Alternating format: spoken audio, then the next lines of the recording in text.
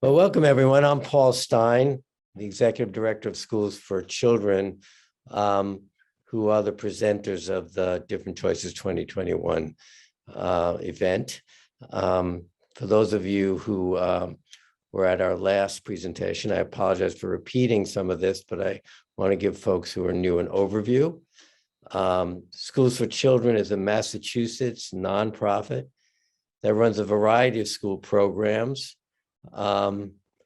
including 3 schools for children who have experienced anxiety, depression, trauma, and other mental health issues, often compounded by learning disabilities. Now, we're so glad you've chosen to attend the pilot series of Different Choices. This initiative seeks to offer increased support for students and their families as they make the transition to college or career training or post-high school experiences of all kinds. And it's also to provide a platform for the many amazing organizations that are committed to increasing opportunities and advancing greater equity in education. Now, it may appear to families that many services just disappear when students graduate and leave the world of IEPs and high school support staff. At the same time, programs may feel they are operating in a vacuum. Different Choices will shine a light on what is available to students and their families. For us, this is just the beginning. We hope to continue to expand this effort and become a larger annual event. So tell us what you want to see next time. What topics are most valuable to you? You can tell us in a survey we'll send shortly after this program. And please visit our website, differentchoices.org, to find resources mentioned in this session, as well as lots of other support. Thank you all for joining us. Before we get started, I want to take a moment to introduce you to Denise Moorhead, who's tonight's program manager. Denise, I can't actually see you, so I hope that you can wave or something. Nina is going to be the manager for this particular event. Okay, the script's been changed, but we can flex. Well, okay. We got a little bit flexible. All right, so that, okay. All right, Nina, thank you then. Also, is Raymond with us? To help with he is. Okay, Yes. just checking that. Mhm. Raymond and Salma are our tech support, and I am running this, but Denise is here as well, as is Mary. So we're all here. Okay, thanks. So let's get to it. Tonight's presentation is how to choose a college when you have a disability. Let's hear what wisdom and insight this extraordinary panel has to share with us. And let me introduce you to our moderator, Rob Franick, editor-in-chief of the Princeton Review.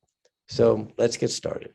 All right, Paul, thank you for the kind introduction, and we're so excited to be here. Again, folks, all welcome. I know that we have all become de facto Zoom experts over the last year and a half plus of time, webinar experts as well across platform. Again, as Paul was saying, each and every one of you are welcome, students, parents, and counselors, and I suspect that many of our attendees are representative of those 3 groups. Again, my name is Rob Franick. I am editor-in-chief at the Princeton Review.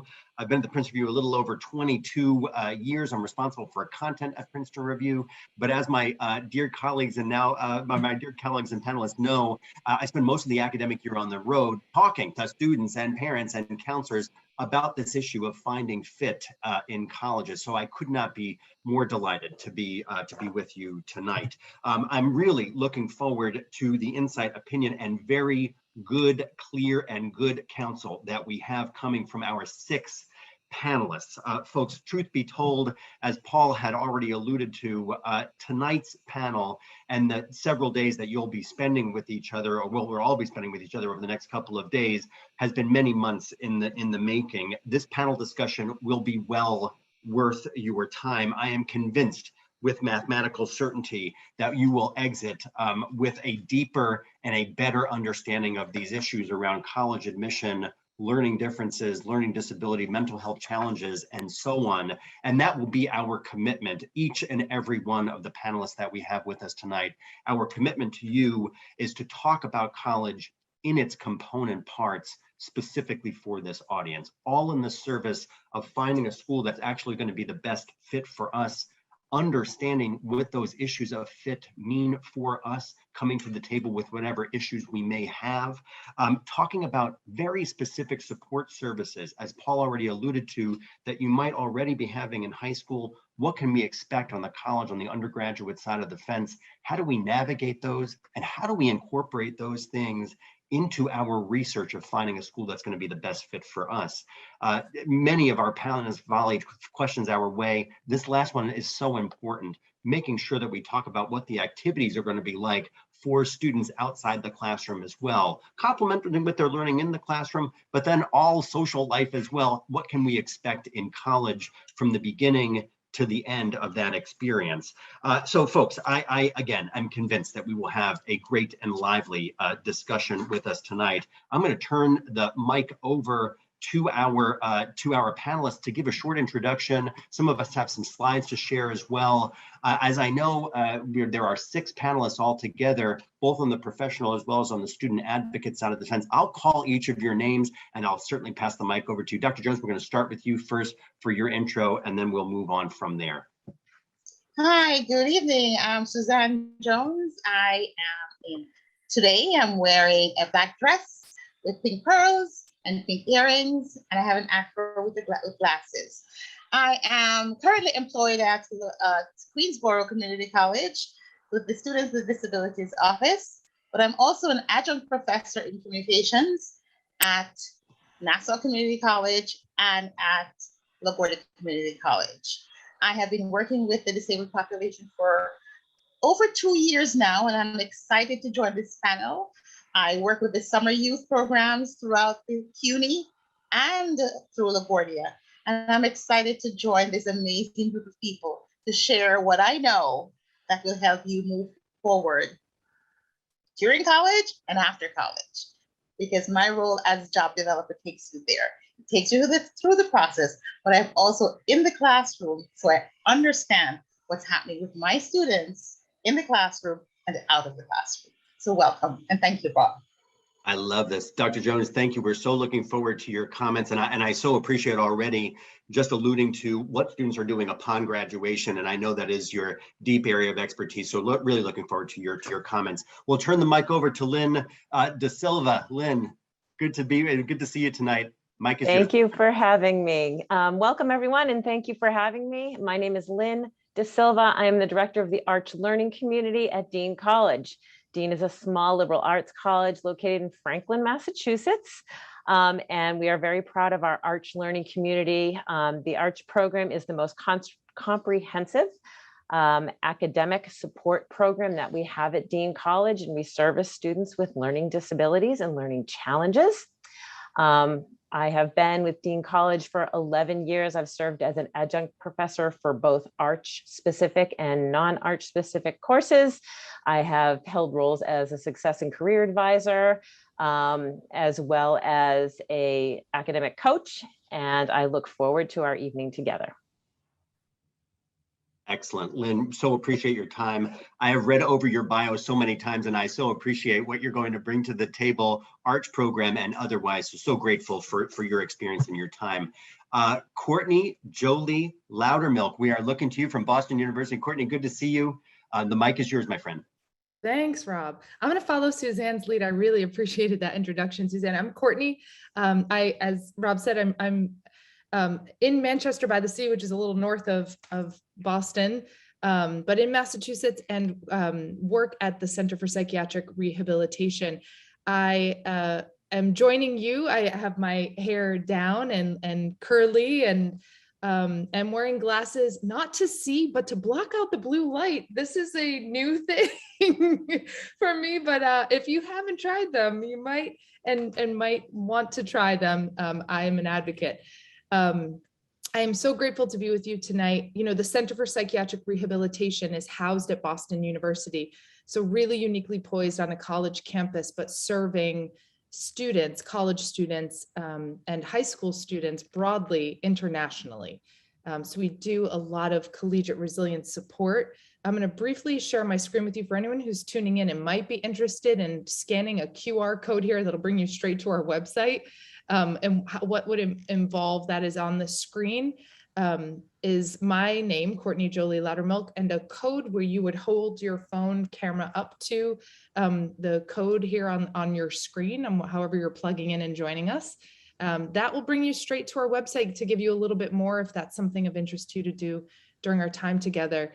The Center for Psychiatric Rehabilitation has been at Boston University for 40 years, conducting research, providing direct services to adults in the community who live with a mental health condition, and of course, disseminating the great research and programming that we have. So I'm just so interested in providing opportunity for conversation around how we support our young adult students through the transition from high school into college, and also offer the perspective of what happens when students have interruptions to college, to the collegiate experience. And I'll turn it back to you, Rob. Thanks. Brittany, thank you so much. And again, you're doing great and good work. And I'm so looking forward to your comments and your guidance tonight. Thank you again for being here. Carol Kinlan, we are looking to you, my friend, for your introduction as well. Big fan of your work already. I'll turn the mic over to you. Thank you, Rob. I am thrilled to be here, and I already can feel all the energy with the panelists, so it's so exciting. I'm an educational consultant based in Chestnut Hill, Mass. And my job description is to work with students who typically struggle with mild to more moderate learning, attentional issues and anxiety components. I'm seeing a lot of it nowadays, so it's exciting to be on this panel because not only are we seeing amongst people who do my job, students that do struggle with reading and writing, which is par for the course, but many more students struggling with anxiety. So the focus, this is a very important focus. Prior to being a consultant, which I've been for 12 years, I used to do neuropsychological exams. I worked at Mass General, the Institute for Learning and Development, spent time at Landmark School. My focus primarily was on complex reading issues and attentional components. And then I spent 4 years working at several private schools as the head of learning support. And now I primarily work with students looking at schools and colleges who are sometimes traditional, but many times with mild to more significant issues. So I am delighted to be here, and I look forward to hearing from everybody else and what they're seeing in the field. Excellent. Carol, thank you so much. And the questions that you volleyed over were spot on, and I'm hearing them from my own students. So looking forward to tackling them this evening. Folks, we have two student advocates with us tonight. And again, just delighted to have young folks with us tonight. Nilu, I'm going to look to you first for an introduction. And again, so grateful for your time. Hi, everyone. Thank you so much for having me. My name is Nilu Kamkar. I'm going to start with some personal stuff and then my professional academic. I'm 27 years old, born and raised in San Jose, California. I was diagnosed with combination ADHD at age 5, and I was very stubborn in high school and middle school and elementary school. I didn't accept accommodations. I didn't think I needed them, but I probably did. I'm a pretty untraditional student. I had a 1.6 in high school, a 1.6 GPA in high school, and then I went to community college, and ultimately I was able to transfer to the University of California of Santa Barbara. I graduated with a bachelor's in economics, and now I'm a paralegal intern at the Santa Clara County Public Defender's Office. I'm studying for the LSAT and applying to law schools for fall 2022. So if I can do it, you guys can do it. Nilu, that's wonderful. You are a Renaissance person, clearly, and we are just delighted to have that. And I'm so appreciative of your introduction and where you are now. So again, thank you for your time, and really looking forward to your guidance tonight, as I know so many of our students are as well. Joseph Lettieri. We're looking forward to hearing from you, my friend.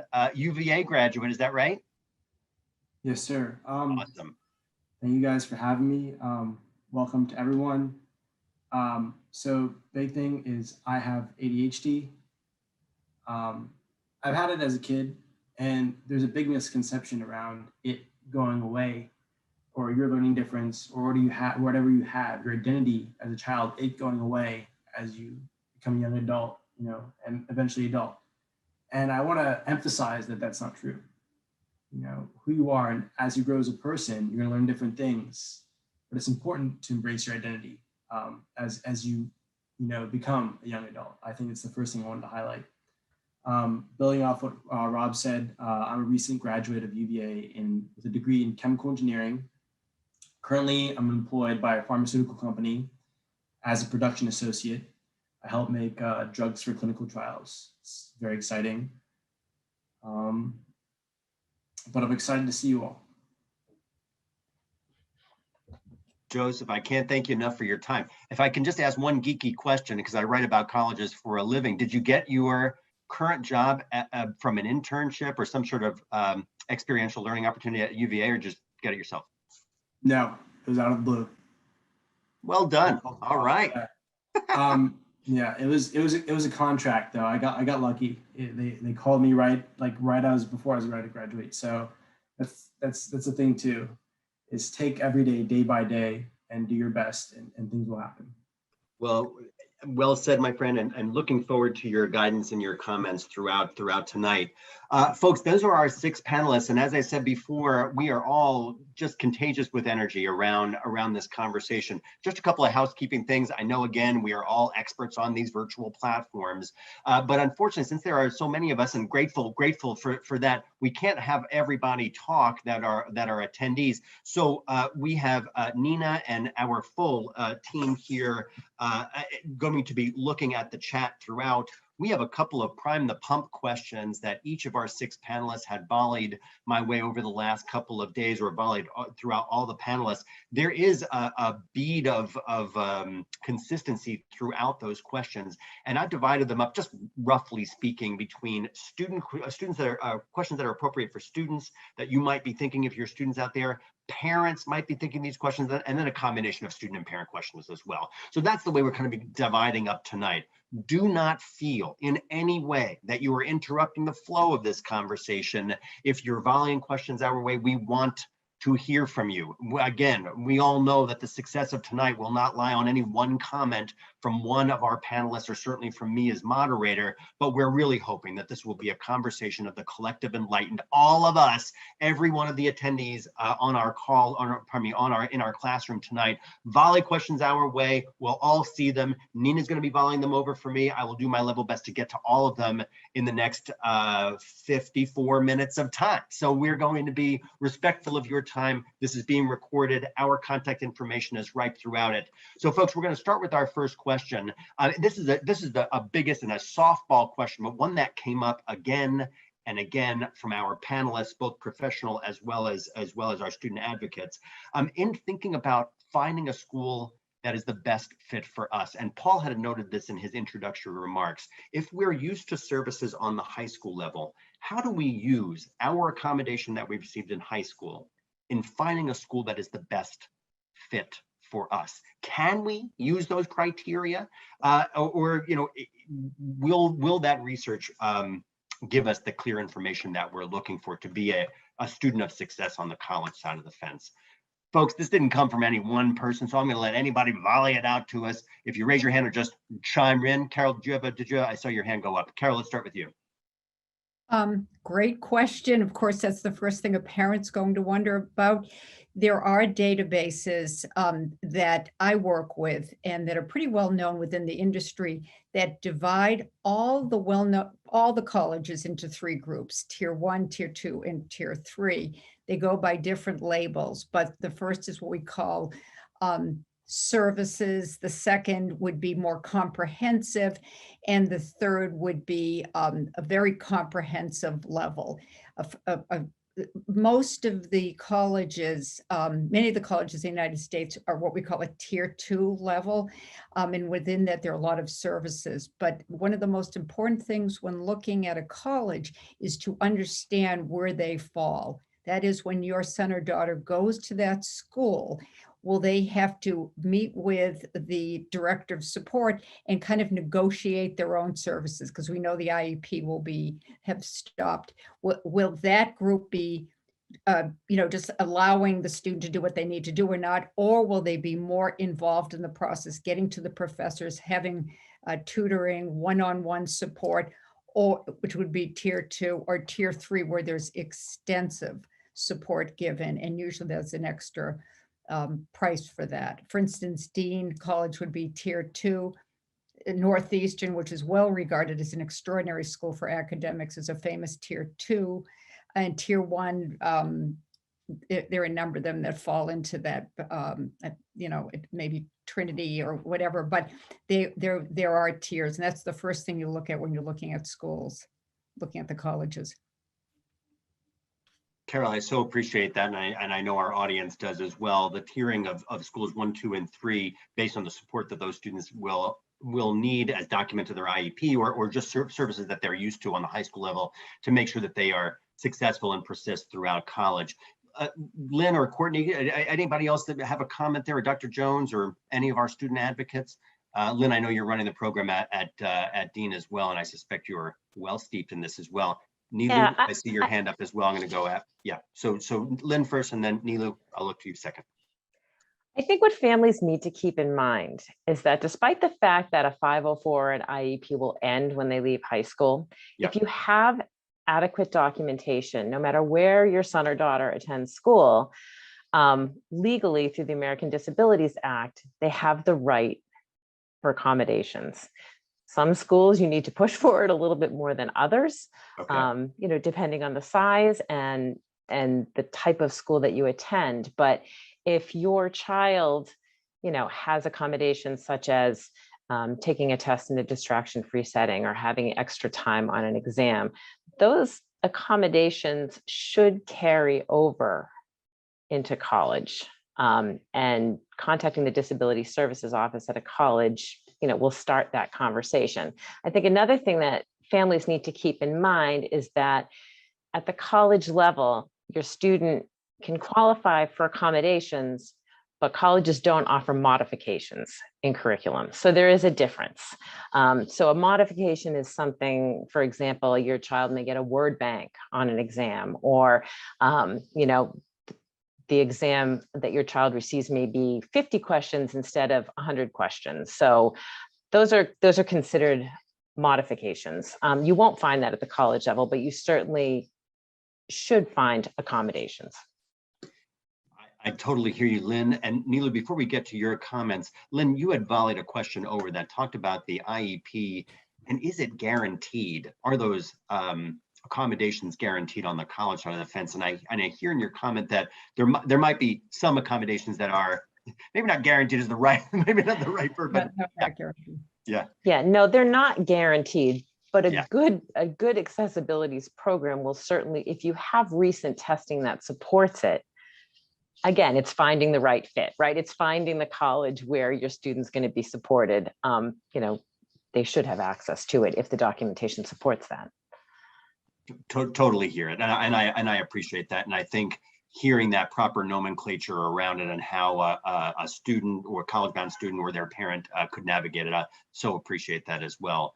Nilu, I'm sorry to cut you off. I'm looking forward to your comments. Thank you. Yeah, just one thing I would point out is, even though I didn't have accommodations in high school, while using them, the ones that these students would have in trying to navigate the ones that they need for college, I would just suggest to don't go into the process with a fixed set of expectations, because when I took classes at college that weren't the classes in high school, I needed different things. For example, when I took a very intense religious history course, I needed the whiteboard and the chalkboard to write out my thoughts. You know, the scratch paper wasn't enough. Like, I mean, we think about so much and try to, and we find relations between these ideas, but, you know, I would have never have been able to predict that that's what I needed until I got into that situation. That's such a good point.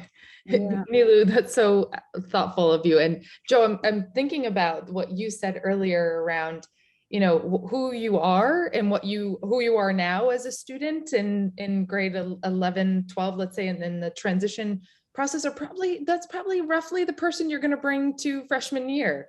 You know, so being in touch with and understanding and evaluating honestly as possible what you might need with Nilu's wisdom that we change over time, that even though this has always worked and I might not need it in this class or this space, let's just imagine that will change over time depending on what we're studying or the, you know, the mode or the environment. But there's something really critical to an honest assessment, and maybe inviting, you know, or the wisdom we offer students and families is inviting trusted people in your life, whether it's peers, partners, family, you know, staff and teachers in your schools, just to invite what they notice and what seems to be useful, and reflect back, you know, sort of like in a dialogic sense of what will be helpful to put into place, and strategize that way. Just kind of imagining that you're bringing yourself now. I think lots of the transition comes with a hope for something new and different. And that will be certainly in an environment that's going to change. But you and what you bring, and how you thrive in spaces that are small or large, loud or quiet, and so on and so forth, feels really important to carry forward, honestly. Rob, what I have noticed is that at CUNY Leads, we started going to the high schools because we recognized that once students leave high school, they didn't think they needed to use their IEPs in colleges. And we have made the deliberate effort to now go out to present at colleges, at high schools now. And our office is centrally, we have all CUNY offices have a student with disabilities office all throughout CUNY. We meet every month. We talk about what's happening with CUNY. We have a Leads Online where we speak about these same issues every single month. Because especially during this pandemic, we have realized how much more services are needed more than any other time. Yeah. So now our tutors work around the clock. We have tutors, we have tutors who get a time and a half. We have sonogram, we have programs that are now accessible to them that weren't accessible before, because now we're learning online. That is something new.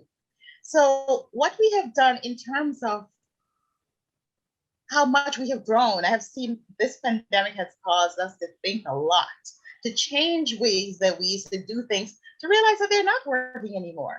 And now we have to position ourselves. How can we better fit, or what can we do more for these students who are now attending classes, who can't come into on the campuses to get what they need? How can we provide these services? And so I applaud everybody, all the students with disabilities, to see this, to now navigate around this new way of learning. This is new.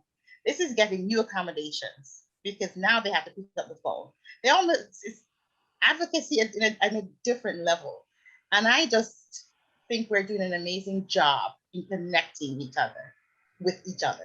You know, students now need to connect with each other. There are clubs. There are so many areas that we become involved in at this point in time, because we must, in order to care for our students. Yeah, Dr. Jones, we're all nodding our heads to your comments and direction, and I love this. And I tell my own students this. You know, we're not going to unlearn what we've learned over the last year and a half of time. And as both you and Courtney have said, you know, like we understand that moving forward, we have to have a a kitchen cabinet of trusted people that we're going to and bring in and build that community. But I love the idea of going out to high schools and being able to have this conversations with students. Just one question on the CUNY, and I know we have some students that might not be familiar with the CUNY acronym, but City University of New York, 26 campuses, is that right? It's got to be around. Yeah, and we're everywhere. We have we're called leads, CUNY leads, linking employment education. So what we do is we work just specifically with the population, this population, and that's what we do. And our services are tutoring, accommodations, jobs, internships, everything. Yeah, I'm loving this, and again, thank you for your comments, and I will save that question for later on. Just what students are doing after they actually graduate from college, and we'll look to your expertise there as well. Courtney, you brought up one thing in the question, one of the questions that you had volleyed over, that idea of persistence and success. What are the services that students can look to, and I'll look to anyone's comment on this, while they're undergraduates, and what are the services that students can look for that they can be assured that success that they might have. We keep referring to, or we've referred several times to, the different offices that we work in, but are students able to access those offices while they're in high school as they're going through the research and college fit process? I understand that they're likely going to, after they matriculate into a school, have access to all of you and all of your services, but can they talk to you during the admission process? I understand where CUNY is coming from this matter, but looking to you, Courtney, first. Yeah, the Center for Psychiatric Rehabilitation has long been a resource for consultation. So I'd say, yeah, for anyone who's on the call and interested in maybe exploring this offline more deeply and kind of, in a more nuanced, individualized way, what feels like a big reality, I'd kind of defer to people who are more on the high school end than me, who kind of sits in the higher ed end, but it feels like having this navigation process of, again, starting with what is in place now that works and replicating it. That feels like an important acknowledgement. Totally, yeah. What resources, who are the people? I think people, places, things, and activities. What are those 4 things that surround me, that help me stay well, that help me stay in school and persist and move forward? And finding that. And it, again, the Center for Psych Rehab works with students at CUNY and SUNY and Dean and all over the globe. So, we are a resource to lots of students. Some of what we offer helps students stay in school. Some of it is sort of like lots of students who access like accommodations, disability and access services. That's done ahead of time usually. Lots of our students know going in freshman year what their approved accommodations are. And some of our services could be put in place as they're needed. Kind of, again, like disability and access. I didn't know I needed that. Now I do. And you kind of jump in. Thanks for putting in the chat our website. I appreciate that, Nina. And I think some of them is around interpersonal skills building, executive functioning skills building. A lot of our work at the Center for Psych Rehab has very practical support, which is an important leg. There's access, the accommodations that are in place. There might be treatment in terms of access, my treatment support, whether it's therapy or counseling that might be provided through university. And then there's a third leg, and it's really someone at the elbow with you, kind of helping you navigate, advocate, find the resources, make the connections, and respond to all of the transition challenges that are a reality. So our college coaching that we offer is one-on-one individualized work and support. That's a great resource at any stage, really, of any transition, someone to bounce ideas off of, all the way to our classes that we host, healthy relationships and collegiate resilience classes that help students, kind of maintain the roles that are important to them, whether it's peer or partner or, roommate relationships, and navigating those in a health promoting way. So I'll pass it on, but that's kind of like a little taste of the center and some transition planning ideas. I love this. I am so ready to sign up, and I so appreciate those comments. Carol. Yeah, I just wanted to add on to what Courtney's saying. If we put ourselves in the position of the high school student, one thing we know is all these colleges have invested differently in their support service. There's no template. It's not regulated. You go Right. into, BU, it's going to look very different than University of Connecticut, that'll look different than Curry. So you need to know that they're going to be different. And those conversations can happen ahead of time. But the things that typically students are looking for who need, let's put it this way, from the academic organizational side, is who's giving the services. The colleges that put a heavy focus on peer mentors are usually not dealing with my students. My students don't want to be with peers. They typically, if they need that level of extra support, want to be with specialists who are trained. Usually we're trying to find out during the interviews, when are they going to meet? Who are they meeting with? Is there an extra charge? Is there if you go to a place like LaSalle, they have, or Merrimack, they have these beautiful tiers where somebody can go in and get executive function, can get organizational help, can get help in reading comprehension, assistive technology. It's really well done, and the place is centered in the center of campus, so it has a proud feeling. It's not in a back alley. Other places, it's almost an afterthought, and there's no tiering of prestige. It has to do with how much the school has decided to invest. Carol, I have to piggyback on all that you're saying because we're really working at it. I never knew that I would ever be advising in my role, advising and registering students. But students want to connect with someone. I hear you. They want to, now we started academic skills coaching. Who is going to be the person doing this academic skills coaching? So there's someone.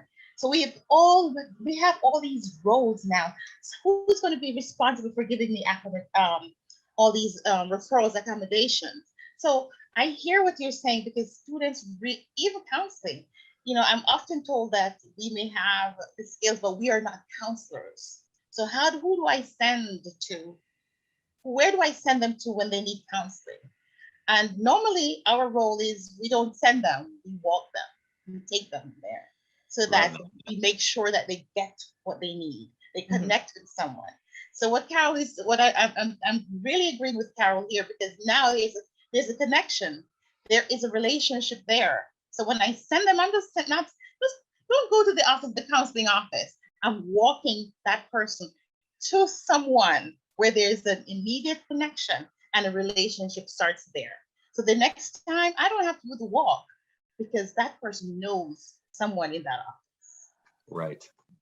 Gosh, I mean, I'm hearing this from all of your or so many of your comments, that idea of building this connection and community so that we can serve the needs of, that we as, let's say, students can serve our own needs by understanding those offices that or those people that we can build community with and be able to access their services and know those things well. Carol, I didn't miss your comment on, some schools are simply better at it than others. And I love the example of being in the center of campus or out on, some silo that students and their parents might not visit on a typical tour, virtual or otherwise. So I do understand that, and I think direction to folks that are attending, looking for clear and good guidance on. And I'm seeing in some of the comments on the list, is there a list of schools that you would recommend in that regard? We put up a book that we do at Princeton Review, but it's still 300 plus schools, all varying tiers of different support services, Carol, as you had mentioned at the beginning. But I'll look to all of our attendees, and as well as Joseph and Nilu, is there a way that we can put a finer tip on which schools are truly accommodating to our needs from a learning differences, learning disability perspective, or mental health services as well? Oh. Nilu, go ahead, and then Carol, we'll look to you. So Nilu, go ahead. I mean, this is very analogous to my situation right now because I'm applying to law schools. And so, I mean, something that's just very realistic is like, I don't want to open up the curtain, but it's like, I really think you need to take the initiative to contact these schools and ask these questions. I'm hearing you. Because I mean, everything said before, you come to the conclusion that schools are different. And because they're different, you're not going to know what's going to vary between them. And so reaching out to, at my school, it was called the Disabled Students Program. And so, you know, if I was a senior right now and I was contemplating colleges that or junior, whatever, contemplating colleges I'm interested in, I would jot a few down. I would make a Word document and, you know, make a table and then get the contact information respective of each school and reach out, or even do it on email so everything is printed and you don't have to have the conversation and try to recall everything that was said. I really think nothing's going to give you the answers you're looking for than a conversation.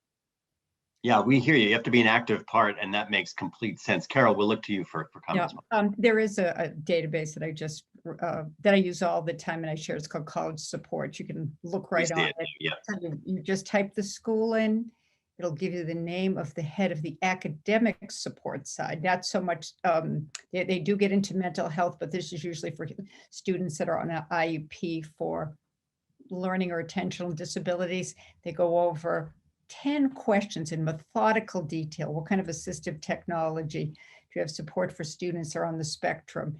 What, you know, how do the counselors meet? Is there an extra charge? They have the contact person's name. It is my go-to list. And there's a short, you know, very inexpensive subscription fee to use it for a year, but it's well worth it. You can call up the person because they give you all the contact information for over 300 schools and get very specific information. And I think it's updated yearly. Excellent. We so appreciate you putting it in the chat as well. Lynn and Carol, I'm just looking to Carol. You had mentioned a couple times additional fees that students and parents would likely incur. And I'm sorry, but I'm just ignorant of those fees and what the difference is for those schools that may charge and may not. And Lynn, I'm sorry, I'm just ignorant of the arch services that are at Dean if there's an additional fee. So I'll look to your comments and guidance there. Sure. So yes, there is an additional fee for the Arch Learning Program, and it starts out at $7,200 per year for a first-year student, and then it decreases as a student goes through the program. Sure. Because the level of support also decreases as they go through the program, because our goal is, you know, to have independent learners, right? Right. So that being said, that encompasses a lot of additional services beyond the free services that are available at the college. So things like, you know, tutoring services, the writing center, the math center, those things are obviously available to all students. Within the Arch learning community, that additional fee covers 3 hours of academic coaching, where a student will meet, you know, with an academic coach, specific advising. Our advisors in the Arch learning community have a smaller caseload. You know, they're not faculty advisors. That is their job. That's their staff. We do an orientation prior to school opening where we bring our Arch students to campus and do 3 full days of orientation. We do specific cohort courses for students in the Arch program, where we hire faculty and staff that are trained to work with students with learning differences, so that the delivery of the material is a little bit different. It's a little bit more geared toward their learning styles. So the content isn't changed, but the delivery of the material is changed up a little bit. There's some supplemental instructions, there's support labs, things like that.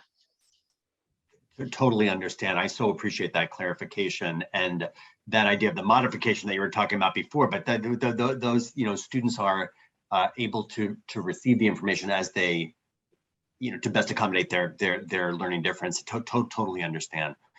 Carol, additional comment there, or anybody else on this before we move on? Joseph, you had an intriguing question. I want to make sure I get to you that you had volleyed over, but Carol, I'll look to you.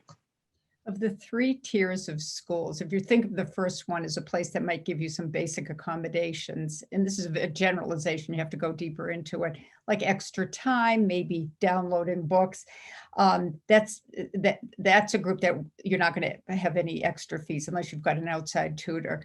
The 2-tier group, which And these all have different names to them, but let's call it, they're getting more specific services where you're meeting one-on-one with somebody on staff. Typically, I've not found that the students that matriculate to these schools have to pay extra fees unless there's something very specific. Like I did have a student go to Northeastern that was visually impaired. And so there were certain sorts of things that were added on, but typically not.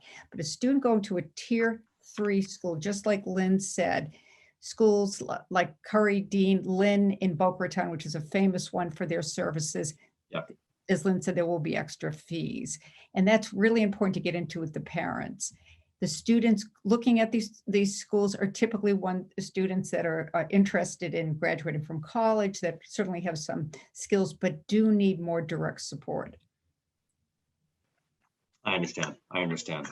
And I so appreciate the good counsel from all of you on this issue. Joseph, you had volleyed over a question on a couple days ago that I was just intrigued on. And as you were saying in your opening remarks, you're a recent UVA graduate, you're working full time, you sort of navigated that part of the career system, but you talked about being an ambitious student and how you can balance out ambition with the need of some, academic services or other services that you might have had at UVA or just other students as well. So just looking to you for how you were able to navigate that as a student and how you can counsel or, give some guidance to the folks that are in our classroom today. That ends up being like a very deep question because I grew up in the Northern Virginia area. And sometimes the dictation around the area was like, either you go to, UVA, Virginia Tech, or else I don't know if you'll get a job. And that's very false. You can't think that way. And I know there's other people from other areas who are like, you should just get a college and then you'll get a job. And then maybe that's not necessarily true. Sometimes it doesn't necessarily happen. And then you get like this sort of odd balance. How much effort should I put in? That was at least my personal experience. I think many of us had that same experience, and I suspect many of the attendees on our call. We all understand, and I do an exercise with my own students. I give a lot of lectures at high schools, and just thinking about where brand and perception of these schools fit in, and how do you justify, those 25 schools that are the most prestigious, let's say, against all the 3,000 schools that are in the country, and that's why all of us are working in higher education. Like we understand that none of those 3,000 schools educate students poorly, right? I mean, but the challenge is, how do you justify those things, and how do you think broadly? Brand and perception has its place, but how do you think broadly about those things? And personally, early on, what I did, and I felt like it worked for me, is I went like really aggressive. Called, at least in my full university, my first like year and year and a half. And kind of like waned off my second and third year, but more so when I was in my junior year of college. And that I felt like, because I specialized and I found like my area of interest. So that's like what I would encourage, and it can be hard for students to learn LDs or mental health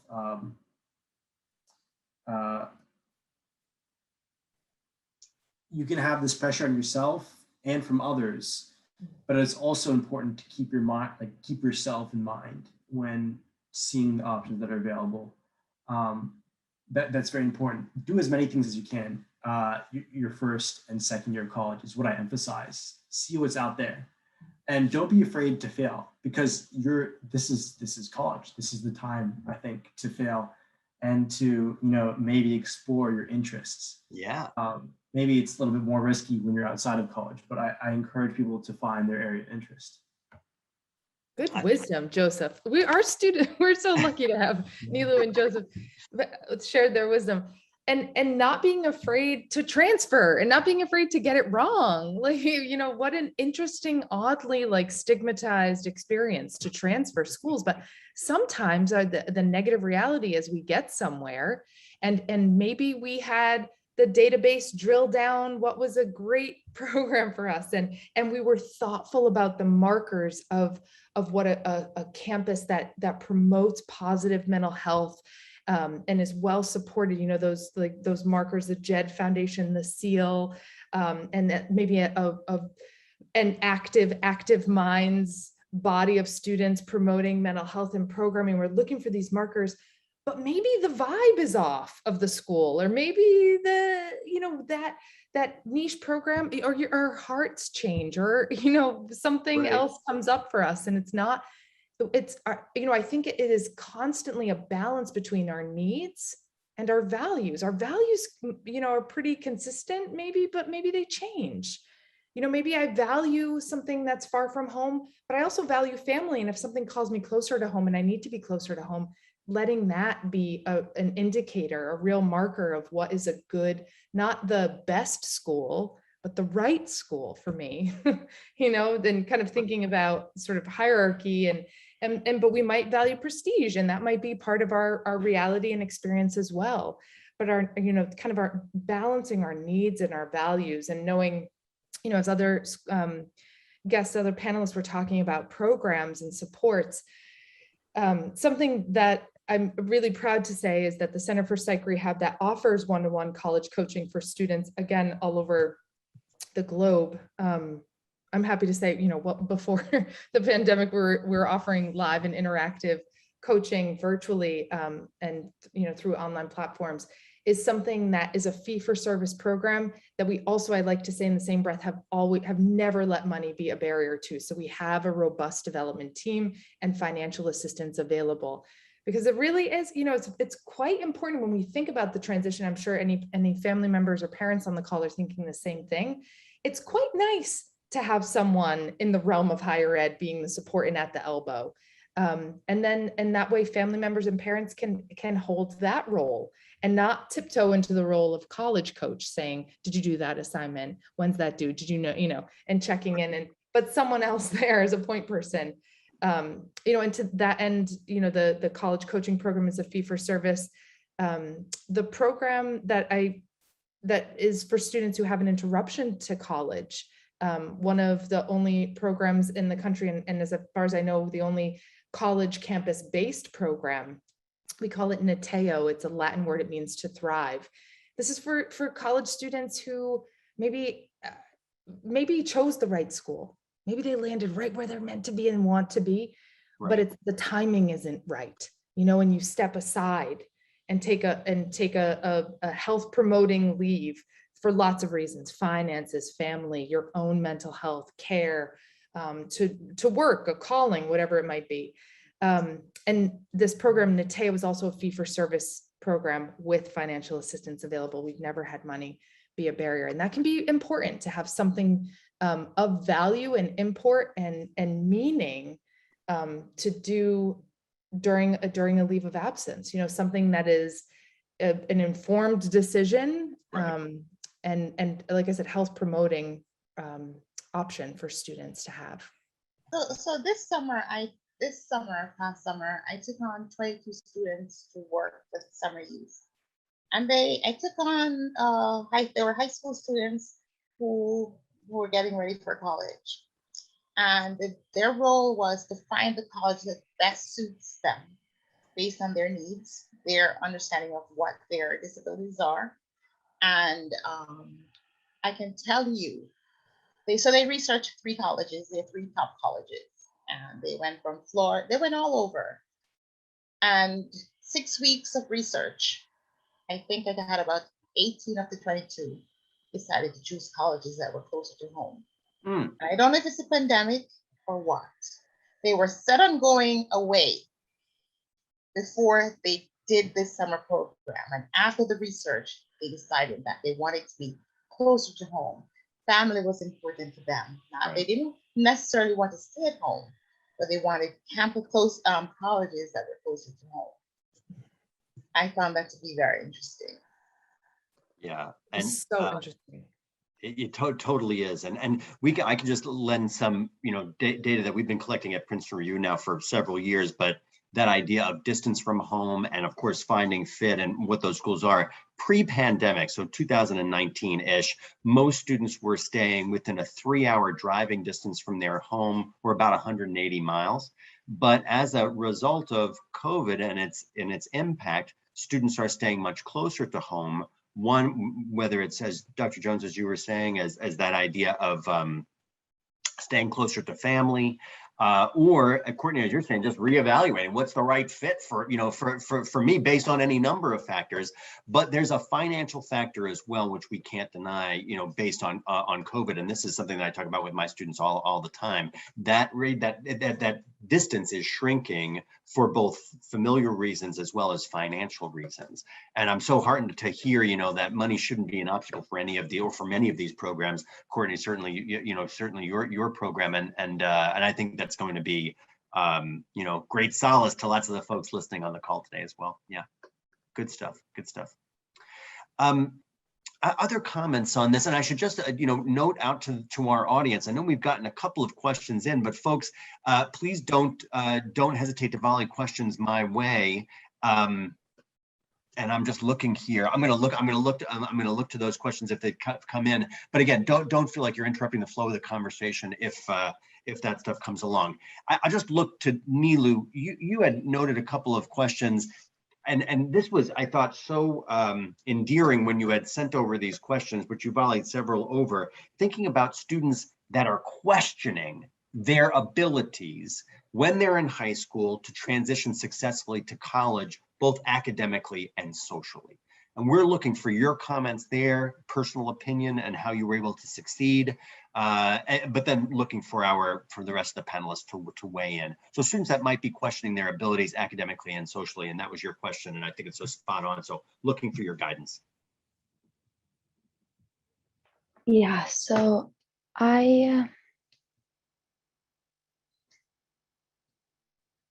this is like, yeah, this is emotional for me because it's like, it's a big one. It's a big one, yeah. totally. And I so appreciated you volleying it over because it is personal. Yeah. I don't know if it's who I am. I don't know if it's my ADHD. I don't know if it's both, but I just have I have a mindset that is very dependent on manifestation. And even when I wasn't gathering accomplishments or achievements, I did believe like I could and I would. And I think it's just, I progressed with my age. I'm 27 right now, but things just started, life gets a little harder when you have to interact with different kinds of people in different environments, different challenges. Just getting older, things change. Like, that's the one guarantee. Things will always change. And I think the challenges that came into my life kind of put my back up against the wall and made me consider, like, I have two options. I can, try to figure out this problem. I mean, sometimes there's more than two options, but I can try to figure out this problem, or I can just not. Like, I can or I can't. Like, you will or you won't. You do or you don't. And so I think that manifestation mindset that I have did put pressure on myself to bring those visions to life. And I'm happy they did, because I am accomplishing things I did believe as a child I could. But I know everyone's different. I know people have trauma. I know people, especially if they don't have a solid support group, it's harder to sometimes believe in yourself. But if there's one thing that I think everyone who's ever achieved something has in common, is that they believed, even if they didn't believe, like they didn't, they were so scared, like, it's not going to happen, it's not going to happen. Then maybe it's not the right thing. Maybe you're forcing something that isn't correct for you, but you will surprise yourself and everyone around you. You will. Gosh, I love it. Yes. It didn't happen for me until I went to community college for 4 years, and I took it seriously in the beginning, and then I got a little comfortable, and then I actually lost my medication for a while. For 18 months, I didn't have my Adderall.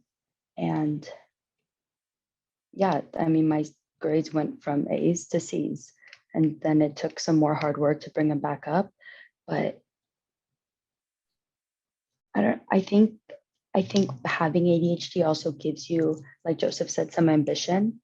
Mhm. And even like the impulsivity and the hyperactivity, it's like, it can work to your advantage. Don't count the characteristics of your condition as negatives, because, you know, when there's a room full of quiet people, it takes the person who has the guts to ask a question to get the dialogue going. I want to add on to Nilo's comment really, really quickly, is that it's a big thing to adult.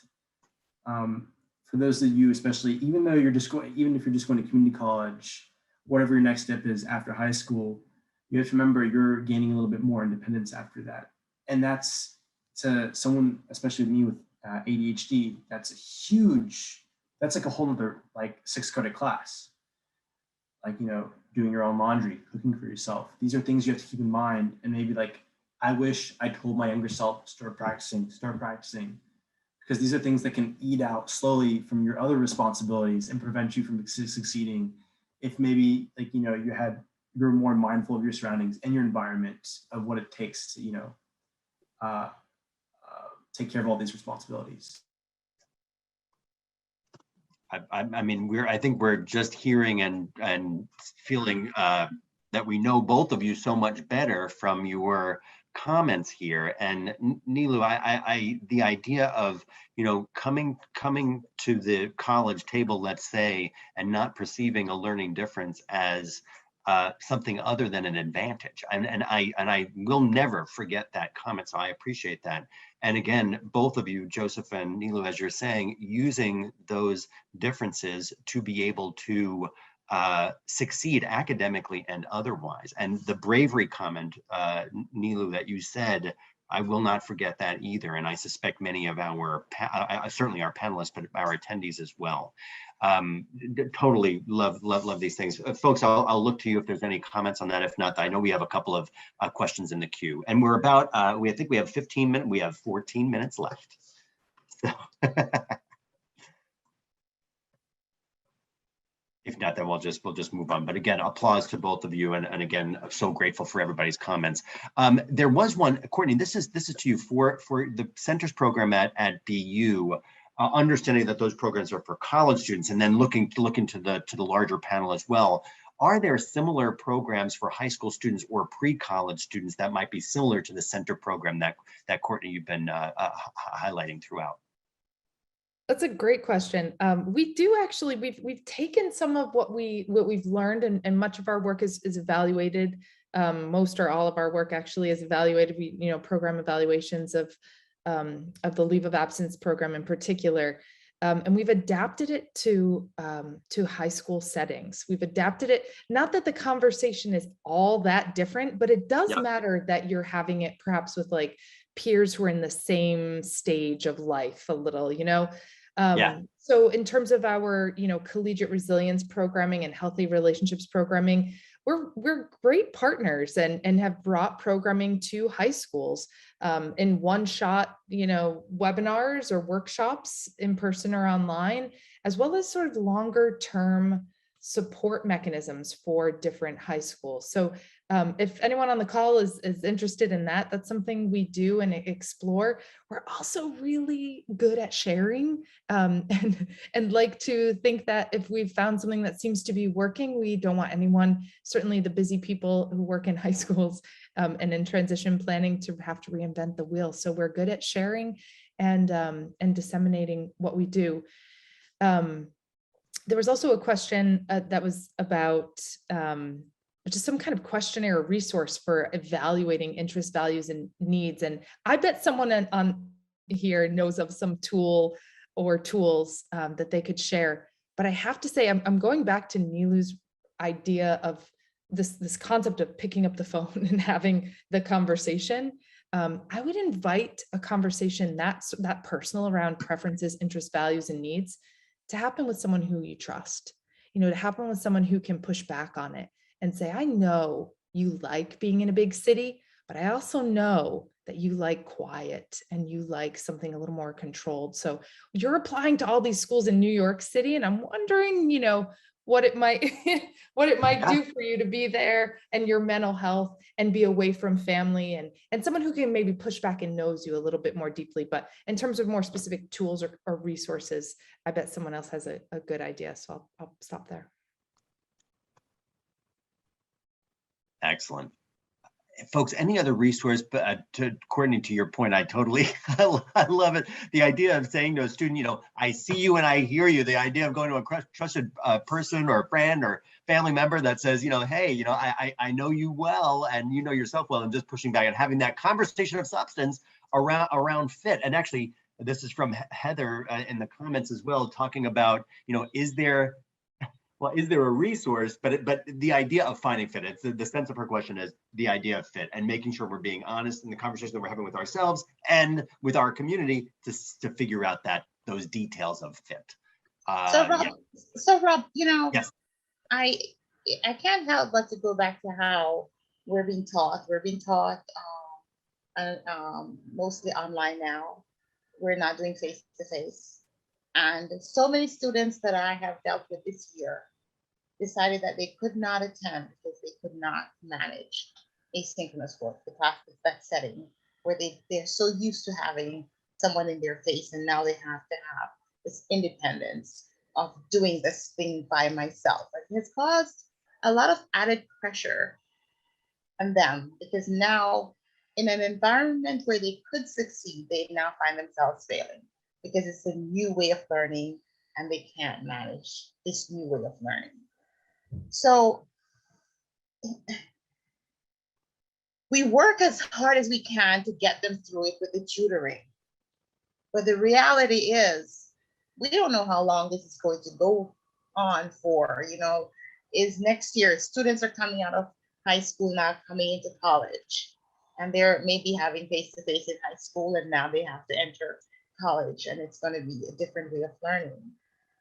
How are we prepared for these students who are only used to learning this way? And now this is also a new way of learning. And I have just found that a lot of my students had to take the semester off because they couldn't manage. A lot of them had to get extra counseling because they were suffering. Their mental health was deteriorating. A lot of them saying college is not for me. They came with the idea that college was for them, but they're leaving now after one semester saying college is not for me.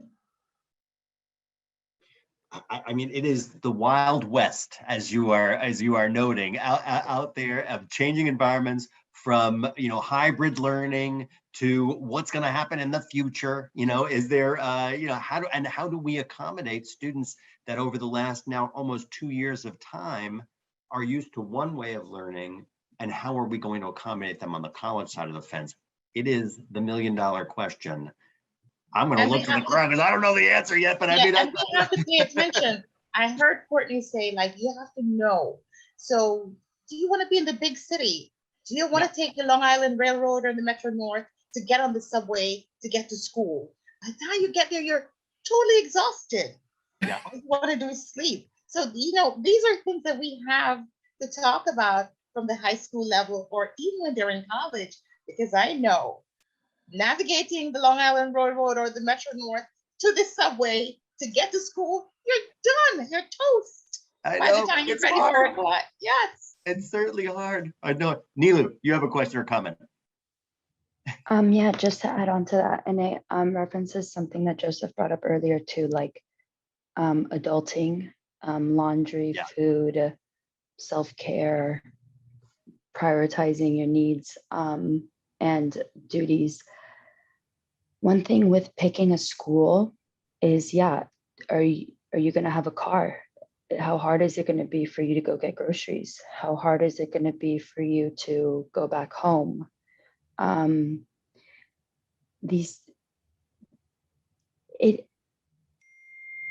If you do adjust to your environment, like as human beings, and as I think Darwin would say, you adapt to your environment. But they're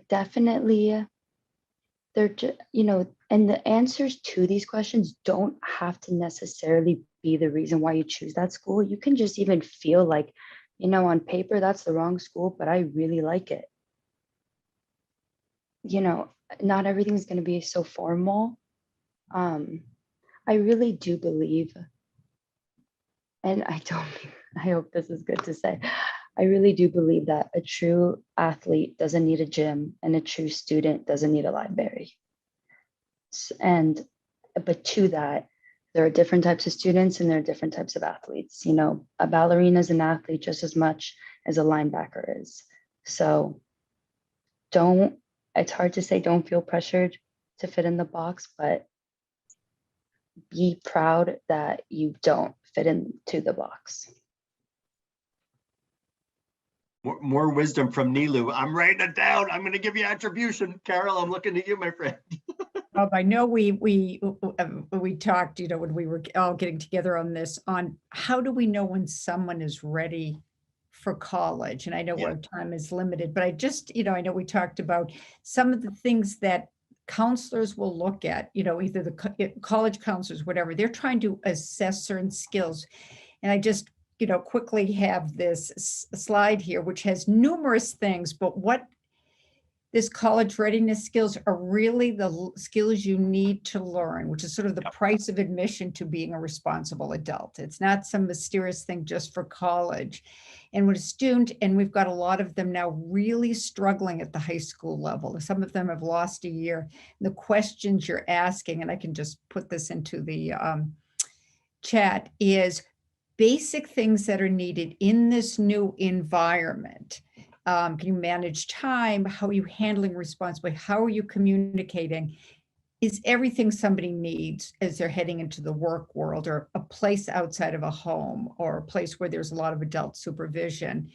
And certainly if you're looking at a student, the student is 16, 17, or 18, and you're trying to figure out, do they have those basic skills? They don't have to be mastered, or a real interest in making note of how to get better at it. And, you know, again, with COVID, and I know Dr. Jones really hit upon this, some of these students have lost a year on that. Yeah. But it's really, we don't even look at it as, oh, this is for college. This is actually just to say, are you responsible to become an adult? But critical if you're going to go away to school, for sure. I so appreciate you putting up those things. And yeah, and Carol, if you could put it into the chat, that I know that list is going to be incredibly valuable. And folks, we only have a couple of minutes left. And again, Nilu and Joseph, I see that you shared your contact information. Some folks were asking for your one-on-one. Appreciate, you know, that as well. Folks, any last comments that anybody wants to volley out here? Again, this is going to be recorded. All of our contact information is right throughout this deck.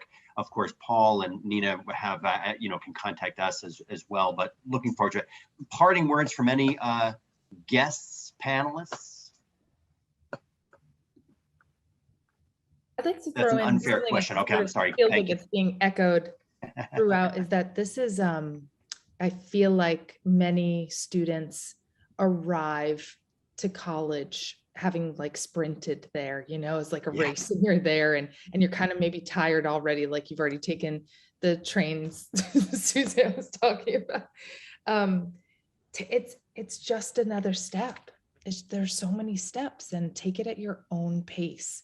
You know, we use that acronym a lot, to take things at your own pace, and finding the people and the points of access, to find, you know, the academic support and the care, whatever care means to you, and the educational resources and engagement that really make every step meaningful. You know, it's really just not a race. I know it feels like that. So anyone who's on the call as a student, congratulations, good luck, and take it at your own pace. I love that comment, Courtney, and that idea of, yes, it feels like a sprint to get to this part in the process. And once you're admitted, you know, then what? But by taking your time, we've heard that from so many comments, and just the support that is out there from each of your centers and each of the resources that we're talking about tonight. Folks, we're at 8:45. I am so grateful for your time. Folks in the audience, thank you so much. Paul, Nina, we couldn't be more, I think, just pleased that we were able to have this conversation, and looking forward to the comments. As Paul has said, there's going to be an exit survey.